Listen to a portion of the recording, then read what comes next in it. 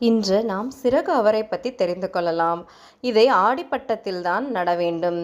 அந்த பட்டத்தில் வைத்தால் மட்டுமே காய்ப்பு இருக்கும். 30 ஆண்டுகளுக்கு முன்னாடி சிறகு அவரையை நம்ம ஊர்ல வளர்த்திருக்காங்க.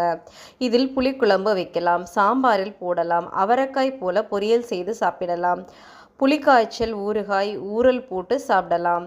மொச்சை மாதிரி அவரை விதைகளை ஊற வைத்து குழம்பு வைத்து சாப்பிடலாம். காயை முற்ற விடாமல் இலசாக இருக்கும் போதே பறித்து விட வேண்டும். ஒருவேளை முத்தி போனால் பருப்பை எடுத்து சமையல் செய்து சாப்பிடலாம். சிறகு அவரையில் மருத்துவ குணங்கள் அதிகம். பல பயன்மிக்க தாவர வகைகளில் ஒன்றான சிறகு அவரையை தென்னை மரத்தில் ஏற்றி வளர்ப்பதால் சிறகு அவரை பசுமை மூடாக்காகவும் மூடுபயிராகவும் உள்ளது. இதனால் தென்னையில் தோன்றும் வாடல், சாறுவடிதல் போன்ற நோய்களை தவிர்க்கலாம்.